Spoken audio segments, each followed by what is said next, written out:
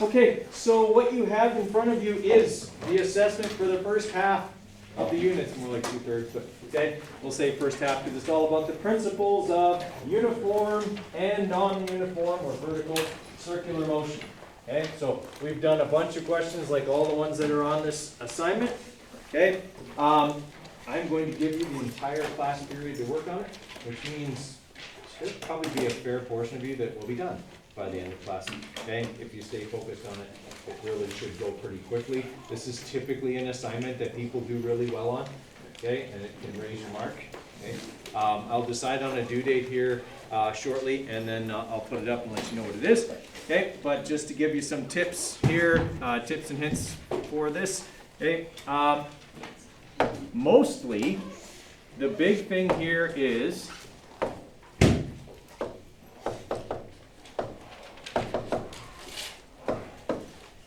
significant digits.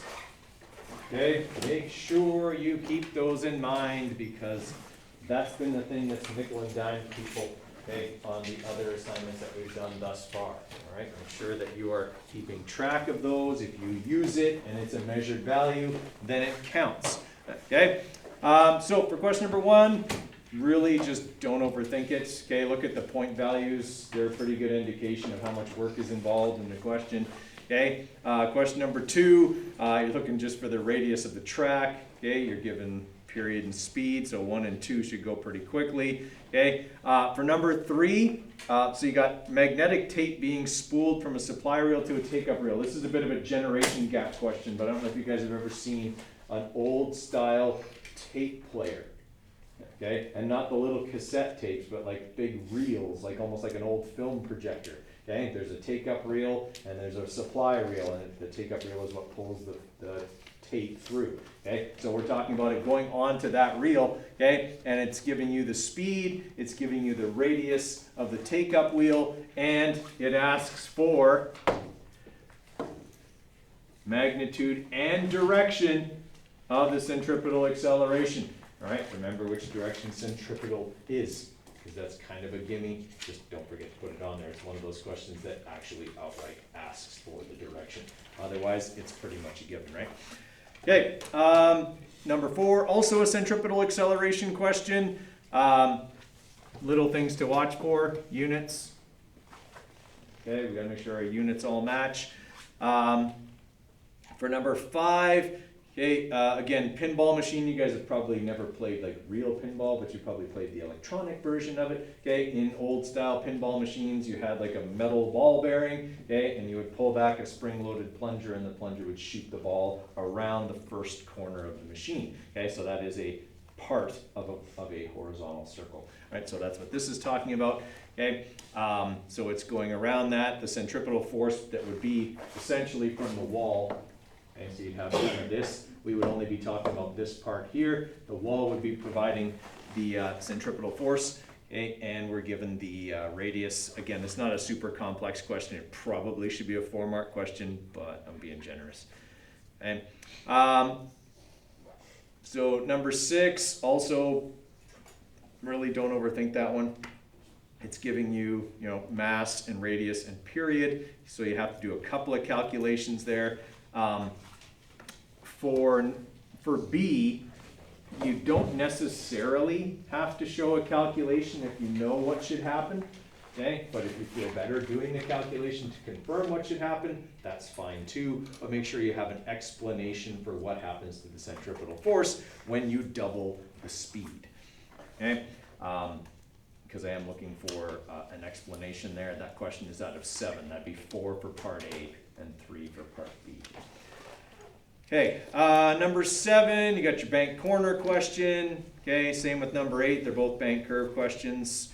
Don't overthink them. That's why they're only out of 4. There's not a whole lot to them. Okay, number 9, you've got a vertical circle. Okay, apparent weightlessness. Okay, and over the top. Right, so that you know for that one. And for number 10, again, vertical circle. Okay, and they're going over the top, so the 2 vertical circular questions there, okay, are both over the top, but number 11 is bottom of the circle. For number 8, Mm-hmm. it has the degree. Would that be our significant digit? degrees are measured values. Okay, so we're looking for number 10, the centripetal force, which you would have to calculate before you could calculate the normal force. So, okay, it does go in that order. You're not going to be calculating the normal force first. Okay, centripetal force first. For number 11, okay, it's the bottom of the vertical circle. For number 12, okay, demolition ball swinging at the end of a 15-meter cable. Just so you know, that's also a vertical circle, and it's like this. Okay, we're talking about the bottom, okay, but it's on a rope, not a track. Okay, so there's a force involved here that is replacing a force that you would have if this was a roller coaster. Right? You have to think about that one for number 12. Okay, and for number 13, the unbanked curve question, because we didn't have any other ones on here. Okay, so unbanked curve, remember what keeps you in an unbanked curve? You are comparing these two corners. And I will tell you that the key part of that question, okay, is this part. The two corners are made of exactly identical material. So there is something about an unbanked curve, and it is the same for both corners. That very, very important thing that is important for all unbanked corners is the same for both corners. Okay. All right. Any other questions from you guys? Okay, I'll come up with a due date and I'll put it up here. Okay, guys, due date for that will be May 22nd. That's a week from today. Sorry, May 23rd. May 'cause I'm not coming in on Monday. That's a long weekend, and I would imagine neither of you.